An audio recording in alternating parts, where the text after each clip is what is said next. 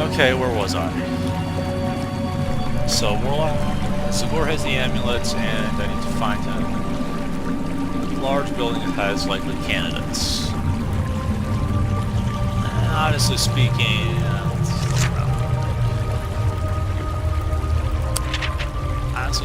I should go to the shack in case there's like a bench in here or something. You walk across the sandy riverbank leading to the nearby shack. There's a door leading into the shack, which seems to be unlocked.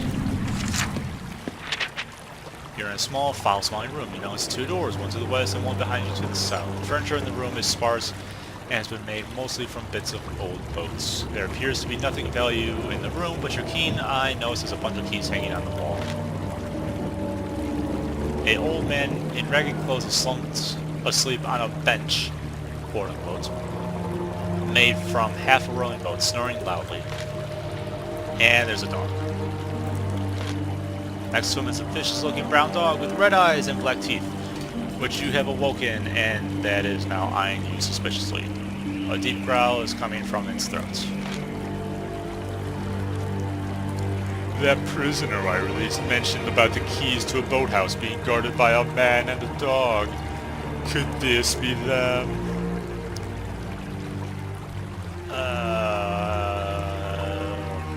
I mean,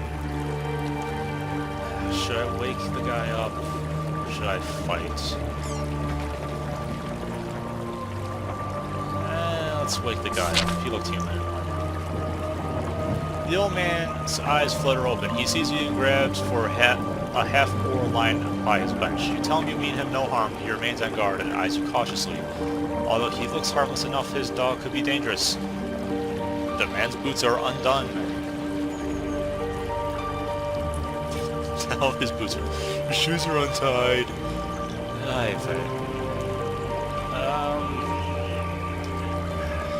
have to. The old man thanks you and rather sheepishly ties up his boots. You explain that you mean no harm and he calms down, calling off his dog.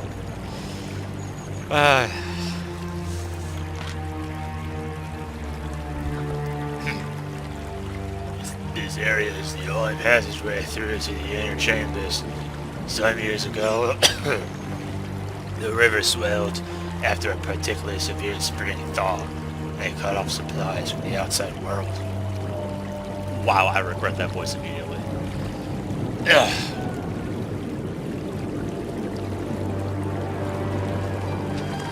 Ow.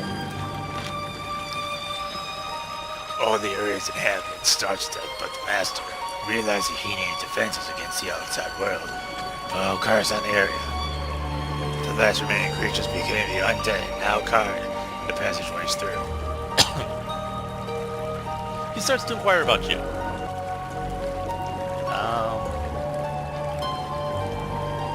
I'll be honest. I'm on a quest.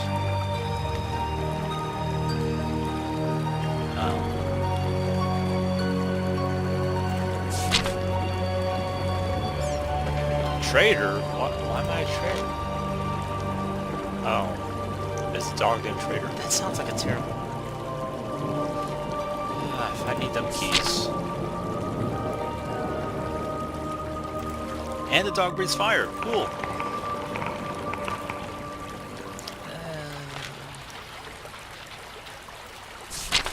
You attempt to dive out of the way, but you're too slow. And 1 stamina. Cool. The hellhound growls threateningly once more, raising its tackles. Wincing at your burn, you raise your weapon and attack. The creature gives a pained yell from your wound, and the old man becomes furious. You monster! Now you shall meet a real one! His eyes turn white with anger. He slowly rises from his seat, and as he stands, he appears to gain in size and stature. He is changing in front of your eyes. He sprouts hair on his face and forearms. His nose lengthens and becomes dog-like. His teeth are pointed. He's a werewolf, and he advances towards you to aid his pets.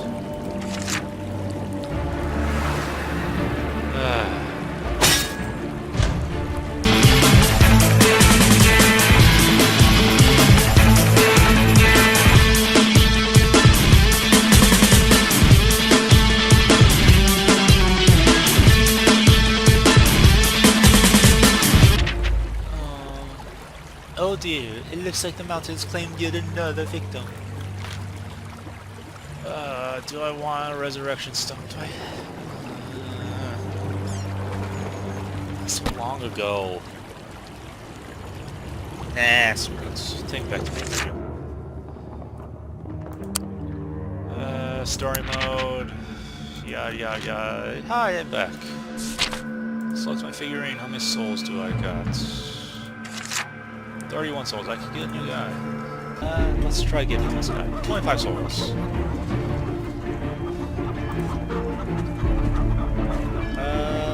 Let's begin. Step, step, step, step, step, step, step. At last, the day-long car journey is over. You lower yourself down and stretch your legs. The very mountain looks menacing with its sharp, rocky crags that jut out at unnatural angles.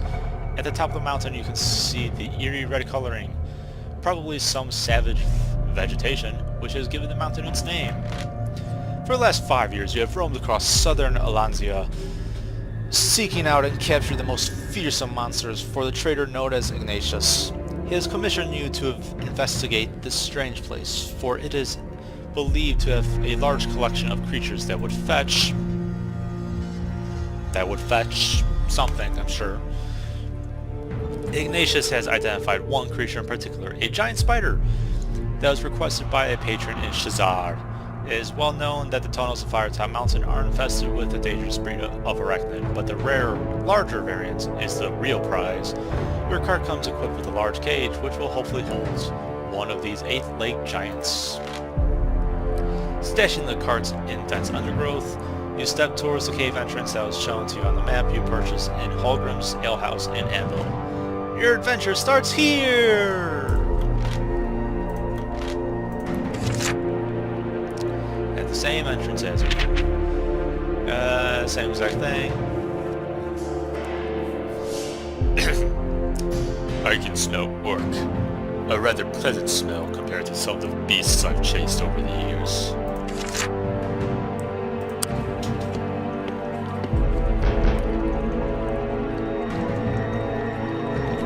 Okay. I don't know how to open that store over there. Let's go this way. Yeah, Sleepy Sentry. This orc is snoring so loudly that even if I dragged it out by its feet and placed it in my cage, I doubt it would wake. Let's see fast. Hey, doggies. I remember the time I had to round up a pride of these in the forest of Caliban. Fierce creatures, cruelly treated by orcs.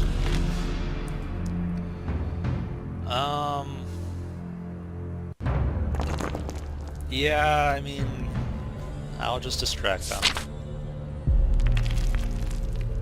I wish I had joined in meets.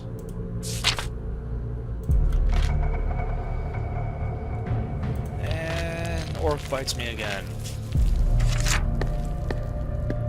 Stupid dog. Yeah, I'll rest.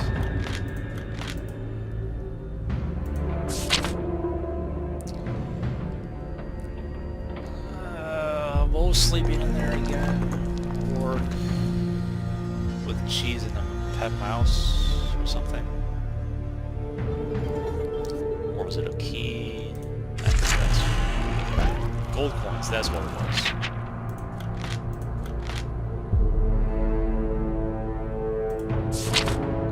All right, sorry. This is highly unusual. It's almost too easy. I smell a trap. Storming over to the sleeping orc, you heave him off his filthy straw mast and wake him up. Get up, you fool! You growl in your most fearsome voice. To your surprise, he gets up! And very angry at you. Sure.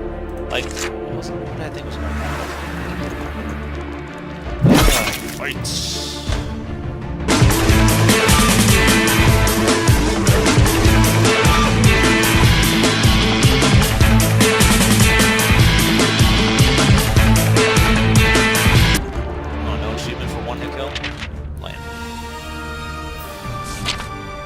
With box in hand, you leave the room. Inside, 4 gold pieces and pets. Still don't know what gold's for.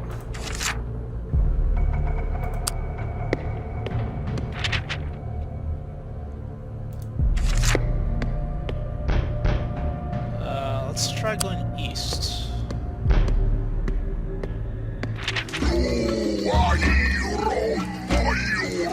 Nice tribal music.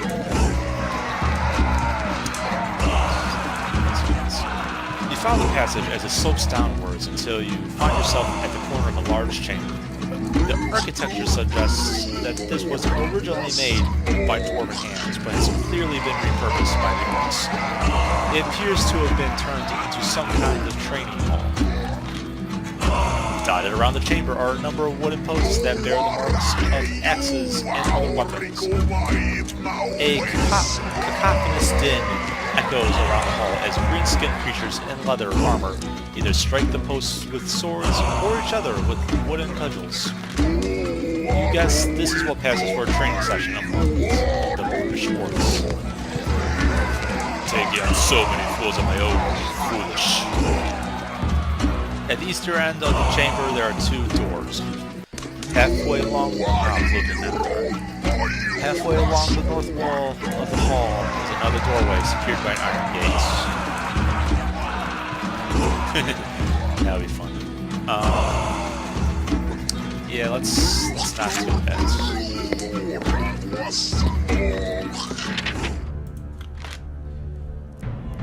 Further up the passage, you see a wooden door, you hear the worst singing ever. I'm sure I just heard the orc word for spider in that song. I wonder if they can give me directions to my prey. Okay, it's fine.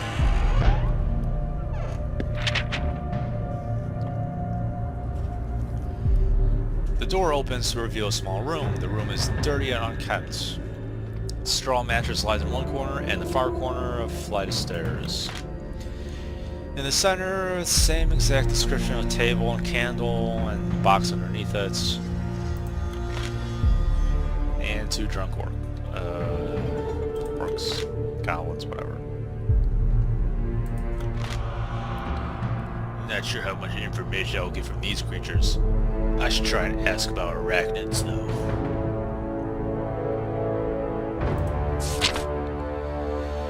The orcs look at you with disinterest. One staggers forward and speaks your language. Spiders, you say? Horrible things in them caves beyond the big gates. You press for more information, but it's unlikely you'll get any more out of them. Leave us alone. We're just having a quiet drink. The other orc waves its mace threateningly. At least it would be threatening if it could control enough to work up a decent swing. Which you can't. Your lips curl in disgust, you leave the orcs to the drinking. At least now you know, look for a big gate.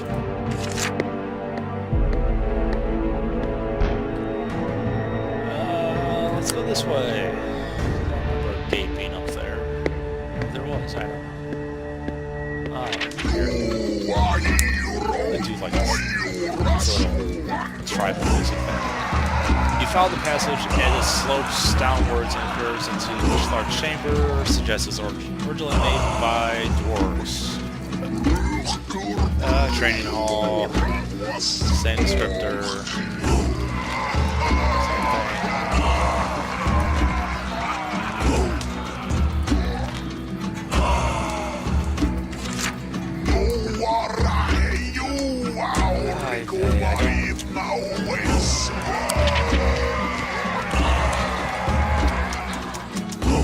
Go back.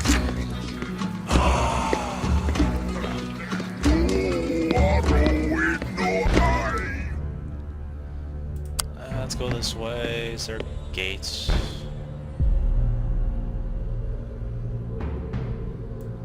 I mean, this is a large gate. No, it describes a portcullis. Eastwards.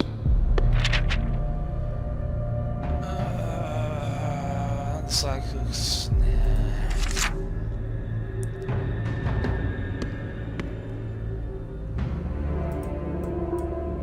No, I want to go back this direction. God damn it.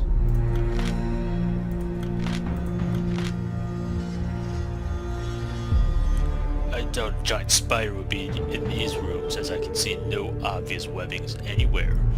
Still, these people may require my help.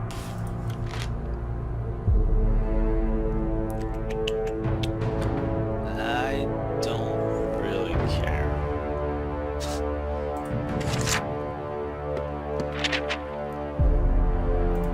Towards the bridge, yeah. Fight the goblins, okay.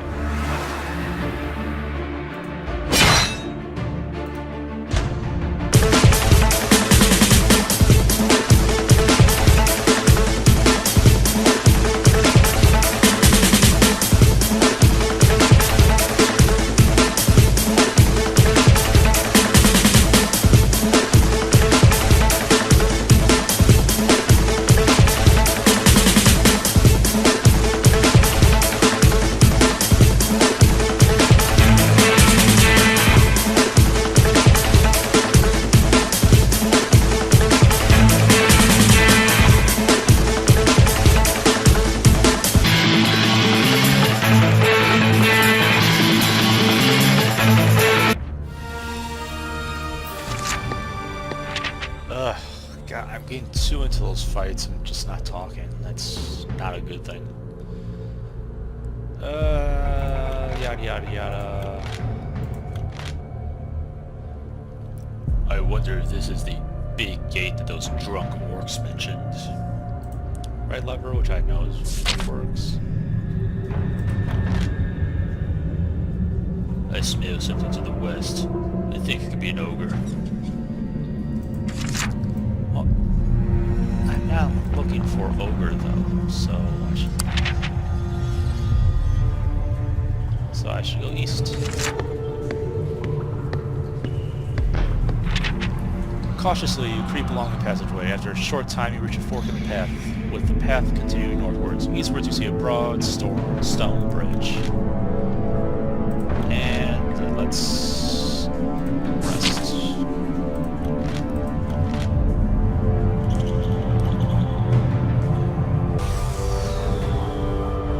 Let's head to the bridge.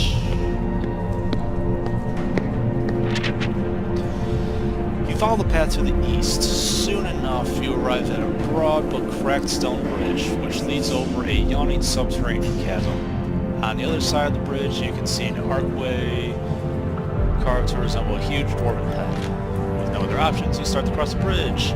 No sooner have you taken a few steps, the floor begins to crumble. Thanks to your dexterity, you manage to sprint across the ancient bridge before it falls away completely.